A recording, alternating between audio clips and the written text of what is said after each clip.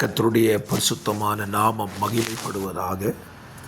ஆசீர்வாதமான ஒரு நல்ல காலவேளையிலையும் பாளையங்கோட்டை இந்திய தேவ சபையிலிருந்து காலை மன்னாவை உங்களுக்கு வழங்குவதில் மிகுந்த சந்தோஷம்.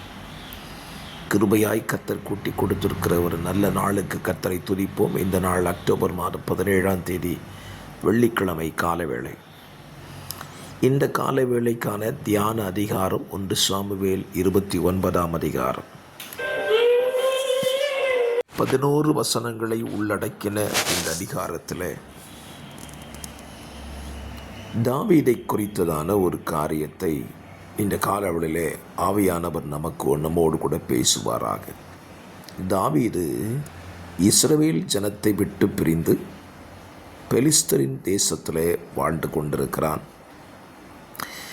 பெலிஸ்தரின் தேசத்து இராணுவம் இஸ்ரவேல் ஜனத்தோடு கூட யுத்தம் பண்ணுவதற்கு ஆயத்தமாகி புறப்பட்டு போகும் பொழுது தாவீதும் அவன் சேவகர்களும் பெலிஸ்தரோடு கூட இஸ்ரவேல் ஜனங்களை எதிர்க்கும்படி யுத்தத்துக்கு புறப்பட்டு போகிறார்கள்.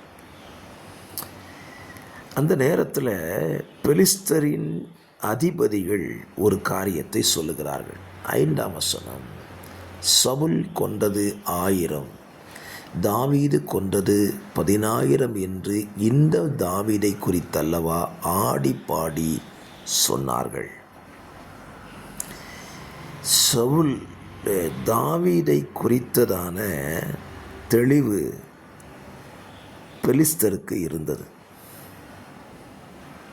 தாவீது என்னதான் பெலிஸ்தரின் தேசத்தில் வாழ்ந்திருந்தாலும் பெலிஸ்தர்கள் தாவீதை எப்படி கணித்திருந்தார்கள்? இவன் கோலியாத்தை கொன்றவன், அதாவது தங்கள் தேசத்தின் தலைவனாயிருந்தவனை கொன்றவன்தான் இந்த தாவீது.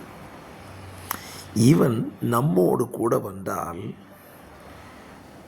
இஸ்ரவேல் ஜனத்துக்கு தலைவனாயிருக்கிற சவுலோடு கூட துணை நின்று நமக்கு விரோதமாக இவன் யுத்தம் பண்ணுவான் என்ற பயம் அவர்களுக்குள்ளே இருந்தது. இந்த காலவெளியில் என்னுடைய வார்த்தையை கேட்கிற அருமையான கர்த்தருடைய பிள்ளைகளே, நம்மை குறித்த பயம் இந்த உலகத்தில் வாழுகிற ஜனத்துக்கு இருக்க வேண்டும். அது எப்படிப்பட்ட பயமாக இருக்கணும்? நம்மை கொண்டு தேவன் செய்கிற மகத்துவமான கிரியைகளை கண்ட ஜனங்கள் என்னதான் நம்ம அவங்க கூட வாழ்ந்திருந்தாலும் அவங்களுக்கு இந்த பயம் இருக்கணும். கர்த்தருடைய பிள்ளைகளா, தேவனை சேவிக்கிற ஜனமா, தேவனை ஆராதிக்கிற ஜனமா, அவர்கள் நிச்சயமாகவே பலசாலிகள் தான். கர்த்தர் அவர்களோடு கூட இருக்கிறார். நமக்கு விரோதமாக அவர்களுடைய கரம் இருக்கும் என்கிற பயம் உலகத்தின் ஜனங்களுக்கு இருக்கணும். பாருங்க, அதுக்கு முந்தின வசனத்தை சொல்கிறாங்க, இந்த மனுஷனின் தலைமையில் தானே பெலிஸ்தரனாகிய கோலியாத்து கொல்லப்பட்டான் என்று சொல்லுகிறார்கள். தாவீது நினைச்சான் பெலிஸ்தரோடு கூட போய் பெலிஸ்தரையே அழிச்சிடலான்னு நினச்சான். ஆனால் தேவன் அதை அனுமதிக்கலை. இந்த காலவேளையிலேயும் உங்களையும் என்னையும் குறித்த ஒரு செய்தி நம்மை எதிர்க்கிற, நமக்கு விரோதமாய் செயல்படுகிற அந்த கூட்டத்தின் நடுவிலிருந்து கர்த்தர் கேட்க பண்ணுவாராக. இதே போல் ஒரு சம்பவம் இருக்குது பாருங்கள். நியாயாதிபதிகள் 7ஆம் அதிகாரத்தில் ஆண்டவர் கிதியோனுக்கு சொல்கிறார், உன்னை குறித்த செய்தியை எதிரிகளின் பாளையத்தில் நான் கேட்க பண்ணிட்டேன், நீ போய் கேட்டுப்பார். கிதியோன் போகிறான். 2 மீதியானியர்கள் பேசுகிறார்கள்.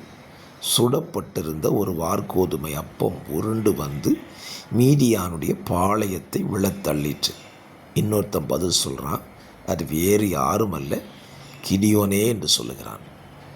இந்த காலவேளையில் உங்களை குறித்தும் என்னை குறித்தும் சத்துருக்களின் பாளையத்தில் பேசட்டும். இவர்கள் தேவ பிள்ளைகள், தேவனால் அபிஷேகம் பண்ணப்பட்டவர்கள் என்று பேசட்டும். அதுவே நமக்கு பலனாயிருக்கும். பிதாவே, இந்த வார்த்தையின்படி எங்கள் வாழ்க்கையிலே கேட்கிற பிள்ளைகள் வாழ்க்கையிலே செய்யும். ஆமேன்.